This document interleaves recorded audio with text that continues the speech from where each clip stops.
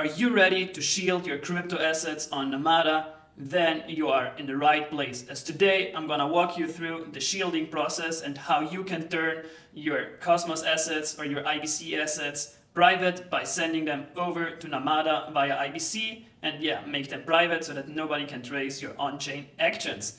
As we see here, the Namada mainnet is live and it supports cross-chain interactions from various chains like Noble, Celestia, Osmosis, the Cosmos Hub, Stride, NIM Network, Penumbra, and Neutron.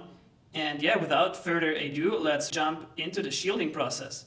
So over here, the Namada team prepared a short walkthrough on what we have to do. Like you can read through it by yourself, but the very first step is we have to install the Namada Keychain wallet in order to interact with their privacy preserving tech. So head over here and just simply download the Chrome or the Firefox extension if you haven't done it yet. I personally use Brave, but as you see, I already installed the Namada wallet, so it should work for Brave as well. So just simply choose your browser. Then let's head back to the QuickStart guide. Then as you downloaded the wallet, you have to create a Namada account. And once you've completed these two steps, we go to the Namadillo app interface where we can start interacting with the Namada blockchain. First, we have to connect our Keychain wallet. I hope you have installed it by now.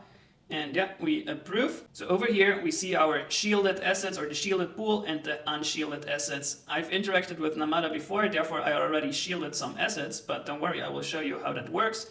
So like currently in my shielded pool, like these tokens are all private. I hold 55 OSMO, some Atom, USDC, and TIA. And those are my unshielded assets. Like there's one OSMO that is not shielded, and the Namada tokens, which I received from their airdrop, because I'm a Bad Kids holder. But those NAM tokens are not transferable yet, but will be transferable pretty soon, but more on that in a second. So now if your wallet is empty, what you have to do in order to send some tokens over to Namada and soon earn rewards, as they will incentivize folks that shield assets on their chain. Alright, so let's deposit some assets into their shielded pool. Let's do, here we can select the chain. Let's go with Celestia and TIA. Let's deposit 5 TIA into the shielded pool as we mentioned before. And we hit the submit button, and now a transaction should pop up in our Kepler wallet. Alright, there it is. We pay a little transaction fee, less than a cent, which is totally fair. And now we wait for the transaction to go through, and let's see how fast it goes. Should be pretty fast. I think less than a minute, but let's wait and see. Perfect, and the transaction went through and we received 5 TIA on Namada, which is now shielded and was deposited directly into the multi-asset shielded pool. Let's check if these assets are actually there. Before, I guess we had 7 TIA, and now we have 12 TIA in these shielded pools, and all of these assets are soon to earn rewards as Namada kickstarts their incentivized program where everybody that deposits assets in here will earn some NAM rewards. Let's send some more assets into that pool. This time we wanna send some stablecoins from Noble. Let's shield USDC. And let's see how that works. Should be the same procedure as we did before. So like here, as we connected our Kepler wallet, it automatically detects that we hold 100 USDC on Noble. Here, make sure if you hold your USDC on Osmosis or somewhere else, it doesn't work. You first have to send it to Noble. So just to show you that briefly, if you type in USDC in your Kepler, then you see where you hold all of your USDC. And if it's, for instance, on Osmosis, just do a cross-chain send and send it back to the native chain, I don't know, to USDC. And once USDC is on Noble, you can send it over to Namada. But in my case, I already have some USDC on Noble, so it doesn't matter. Let's do 10 USDC this time. Again, directly into the shielded pool, and let's submit the transaction. It takes a few seconds for Kepler to pop up. There we go, we approve the transaction, and we'll wait another 20-30 seconds for our stablecoins to arrive on Namada. Perfect, next transaction went through, and it goes pretty fast, I have to say. It was less than 30-35 seconds. Once again, let's check our balances. Now we see that I have 15 USDC in this pool, soon to earn rewards. Alright, so what else can you do on Namada? You can, for instance, transfer assets between different Namada accounts, like private transfers.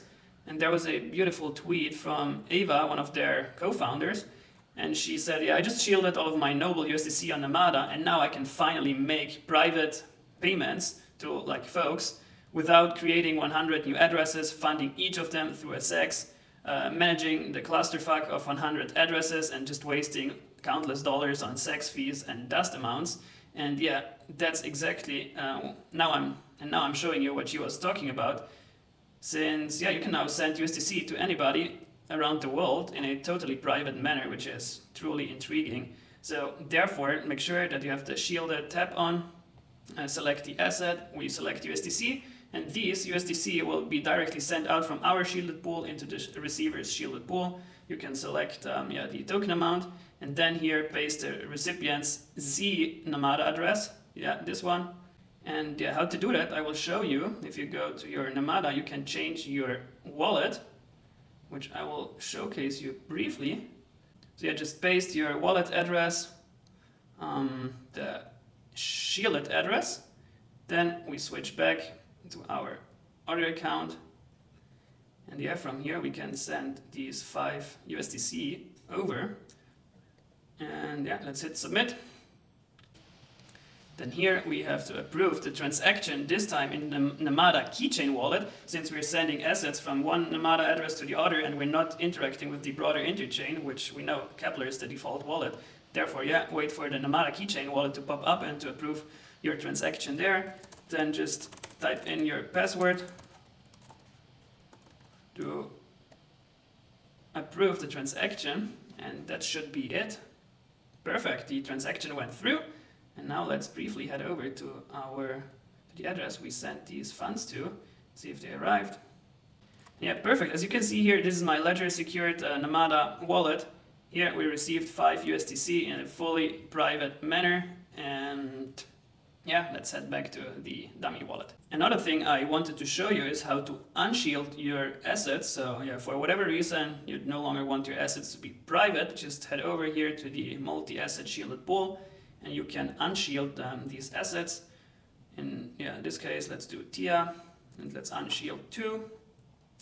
And over here, you can choose the transaction fees, which is pretty handy. Let me see. Oh yeah, over here.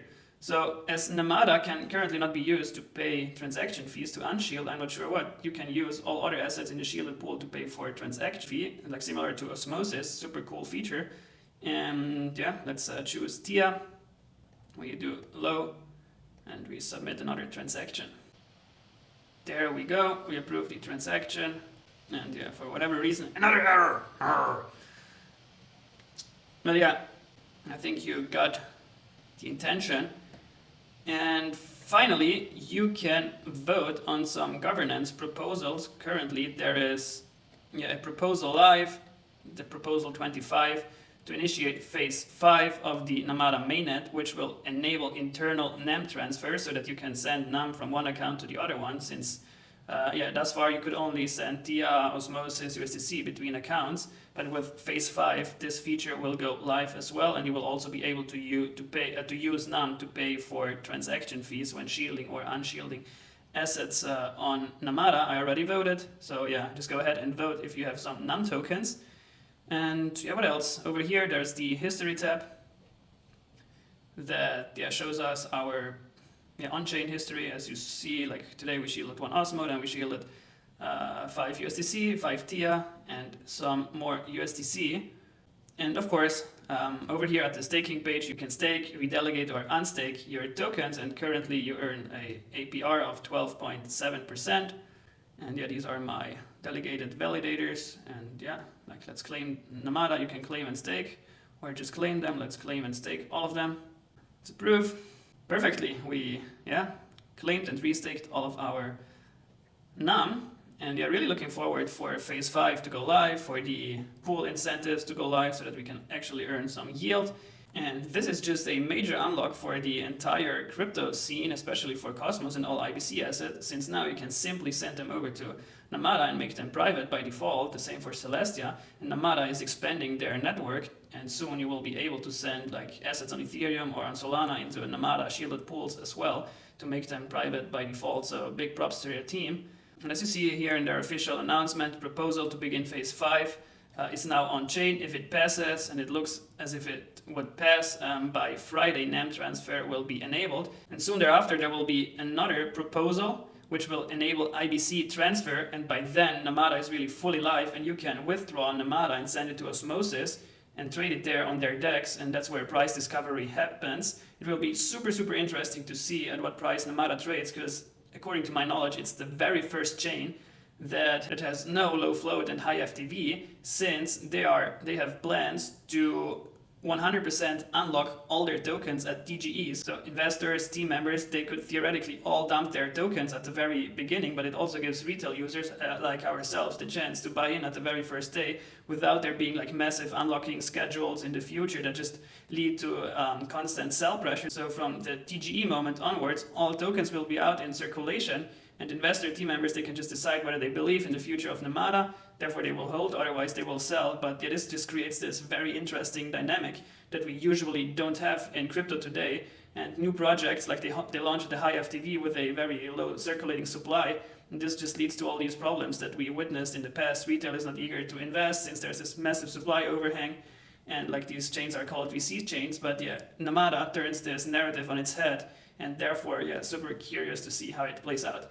That's everything for today, and if you have any other questions, please drop them in the comments below or directly reach out in Cedo Plus. Satmos out.